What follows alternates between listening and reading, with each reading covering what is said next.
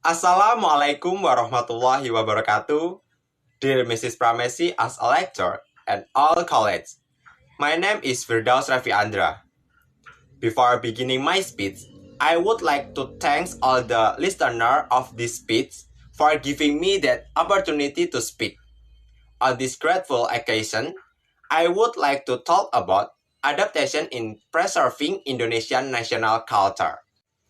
Ladies and gentlemen, first of all, I would like to talk about the significance of preserving the national culture. To beginning with our father of education, Ki Hajar Dewantara, in a simple word, purpose that the national culture of Indonesia are the characteristic of the national itself. Therefore, preserving national culture means preserving the existence of the national. Since the characteristic of a national make the national broadly acknowledged. This issue has become far more pressing and significant as there are over 30 national culture of Indonesia that have been claimed by other countries. 30 national culture. Let's take explain.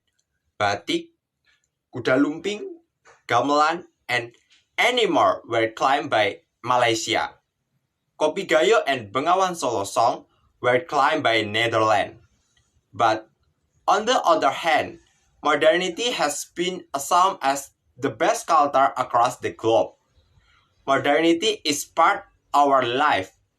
Nobody and no national can withdraw himself from modernity. Ladies and gentlemen, overcoming this problem by all means in the responsibility of all elements of the society in this country. So let's talk about what we as students could possibly do regarding this issue. Let me begin by saying, to me, there is a solution which in many circumstances that has been barely discussed. It is a concept that we know as adaptation. Well, many have said, and I'm trying to agree, that in order to preserve our culture, we have to learn more about the culture itself, and then particularly participate in it. But what I am saying no in more than that, people often think that culture are something old, something out of date. Because of that mindset, what we have to do is integration. We make the culture adapt in condition. Examples of this concept have actually emerged recently. Today, we see batik in football shirt, promotion of batik by holding batik festival, also promoting modern design of batik in Indonesian Fashion Week and any more. The thing is, to make it possible, we need those who understand both the cultures and the condition of today's world at the same time. And I believe those are the young generation and obviously include the student. Indeed, it is important to make our culture remain unchanged. Yet, I believe it is still more important to preserve the positive values of our culture. As the world around us changes, the core of positive values of our culture remain there. This concept has already happened in Cirebon, West Java. Who doesn't know batik, trust me? I believe everyone know that. Therefore, we should be proud and should have learned from what Sally Giovanni, the owner of Batik Trust Me, has done. Her idea to adopt culture with today's condition has made her a young billionaire.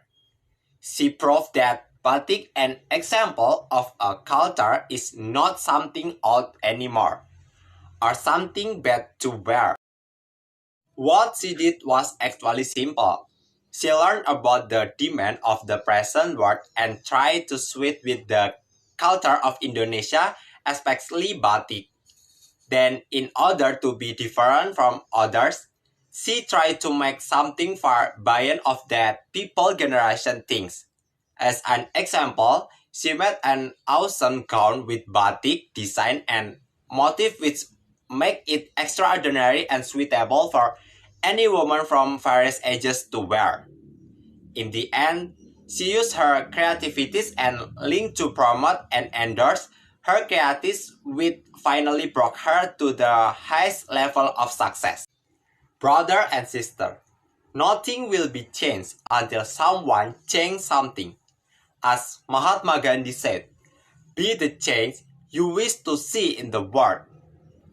So, learn more about our culture, love our culture, preserve the positive value of our cultures, and be proud of our cultures. Let the world know Indonesia as a place where culture brings innovation. Ladies and gentlemen, Indonesia has more than 193 million young productive students, from total 273 million citizens. If Sukarno said that he could shake the world with 10 youths who love their national, then what cannot we do with 193 million of those? Don't waiting for Indonesia because Indonesia waiting for you. Thank you very much. Wassalamualaikum warahmatullahi wabarakatuh.